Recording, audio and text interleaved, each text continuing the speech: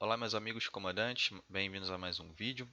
Hoje nós iremos abordar sobre o GAMET, né? É um código pouco utilizado aí pelos comandantes, mas é um código bem interessante, tá?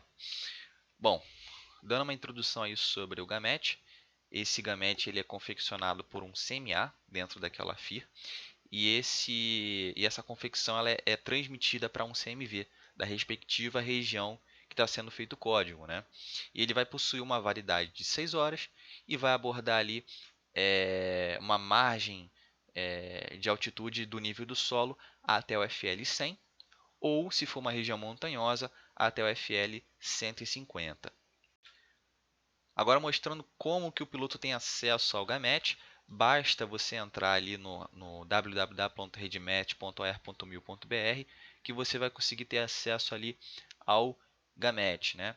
É só você vir aqui na aba superior, clicar em produtos, consulta de mensagens OPMET. Após isso, você vai vir aqui nessa aba FIR, vai digitar o nome da FIR e vai marcar a opção GAMET, exibir mensagem. Então aqui no lado direito a gente vai ter o acesso ao GAMET feito para aquela hora, para aquele dia, tá? Antes da gente começar a abordar aí os códigos do GAMET, é interessante que o piloto saiba se localizar perante um código. Então, vou pegar aqui um exemplo de um código que fala sobre montanha obscurecida. Então, ele fala aqui, ó, montanha Serra do Mar, ao sul de 23 graus sul, eu tenho uma montanha obscurecida. Então, eu encontro aqui a latitude 23 graus sul, que é essa daqui, e ao sul dela eu vou ter aqui montanha Serra do Mar. Então, eu sei que nessa região eu vou ter uma montanha obscurecida, ok?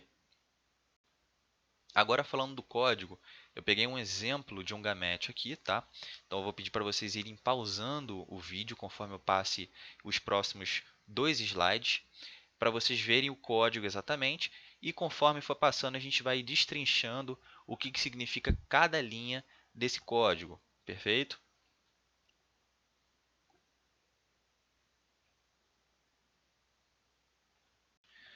Bom, então vamos começar aí com a parte número 1. Então, indicativo de localidade. Então, qual seria a região que aquele código está se referindo? Então, no caso aqui, a gente colocou o Serra Bravo Charlie Whisky, que seria FIR Curitiba.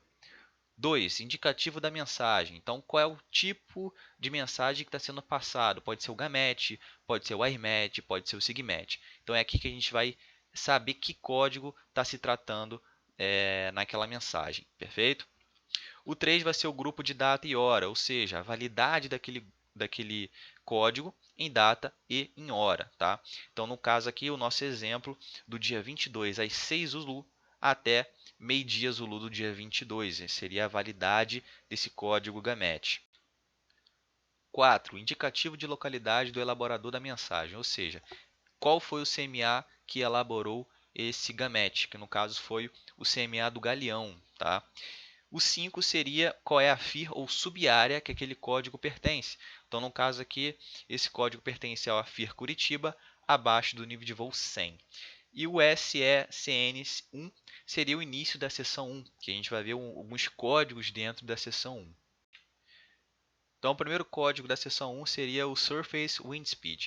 Então, toda vez que a gente tiver um reporte de vento que exceda 30 nós, a gente vai ter um reporte desse. Então, exemplo aqui no código, entre 10 e 12 UTC, eu tenho um reporte de vento aí de 35 nós. Tá? Agora o próximo, Surface Visibility, ou seja, visibilidade na superfície. Então, toda vez que eu tiver algum fenômeno que restringe a minha visibilidade para menos que 5 km, eu tenho que reportar a hora, a visibilidade, o fenômeno e a localização desse fenômeno. Então, por exemplo, aqui ó, entre 6 e 8 UTC, eu tenho uma visibilidade restrita de 3 km devido à névoa úmida ao norte de 20 graus sul.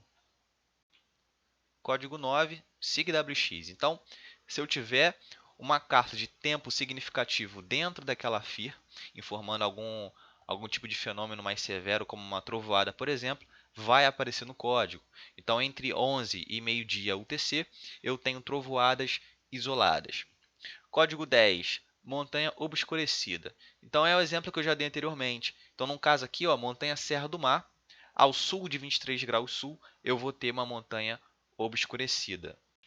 Código 11, Significant Cloud. Então, toda vez que eu tiver uma nuvem significativa em área extensa com base abaixo de 1000 pés, broken ou overcast, que seria encoberto, ou se eu tiver nuvens convectivas do tipo CB ou Tower Cumulus indicando sua base e seu topo, eu também vou ter ela descrita no meu código. Então, exemplo aqui eu tenho entre 6 e 9 UTC, nuvens overcast com base a 800 até 1.100 pés, né, de altura AGL, ou seja, above ground level.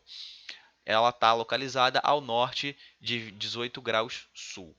E de 10 a 12 UTC, eu tenho tower cúmulos isolados com base de 2.500 até com seu topo de 8.000 pés AGL. Okay? O 12 seria a formação de gelo. Então, eu tenho formação de gelo moderado entre o nível de voo 080 e o nível 100. Tá? Código 13, turbulência. Então, eu vou ter uma turbulência moderada acima do FL 090. E código 14, mountain waves, ou seja, ondas orográficas moderadas acima, ou no caso above, do FL 090, ao norte de 13 graus sul. O código 15 ele vai me trazer se eu tenho sigmets existentes nesse código, tá? Vai ser referente às áreas 3 e 5 daquela FIR. E após eu tenho aqui o início da seção número 2. Na seção número 2 eu tenho o código PSYS, ou seja, esse código ele vai me mostrar os centros de alta e os centros de baixa, com também informação de frentes frias ou frentes quentes com seus respectivos deslocamentos. Então, por exemplo, nesse código aqui eu tenho o L, indicando um centro de baixa, com 1004 hectopascais às 6 horas UTC. A sua localidade exata se encontra em 21 graus sul e 49 graus oeste, se movendo para sudeste com 10 nós enfraquecendo, que seria o WKN. Perfeito? Agora o próximo código 18, wind/T. Então esse código ele vai me trazer informações de direção e velocidade do vento e temperatura nas altitudes de 2.000, 5.000 e 10.000 pés. Então, a 2.000 pés eu tenho um vento de 270 graus com 10 nós e temperatura positiva de 18 graus. A 5.000 pés eu tenho um vento de 250 graus com 10 nós, com uma temperatura positiva de 13 graus Celsius. E 10.000 pés eu vou ter um vento de 240 graus com 15 nós, com uma temperatura de menos 3 graus Celsius. No código 19, CLD de Cloud, ele vai me mostrar qualquer nuvem que não tenha sido citada na seção 1. Então, no caso aqui, ó, eu tenho nuvens de stratocúmulos broken, que seria nublado, entre 2.500 e 8.000 pés, né? Ou seja, base de 2.500 até 8.000 pés. Próximo código, 20, freezing level, ou seja, é o nível de congelamento, ou seja, onde começa a congelar na parte externa da aeronave. No caso, ele está me reportando aqui a 8.000 pés em relação ao solo.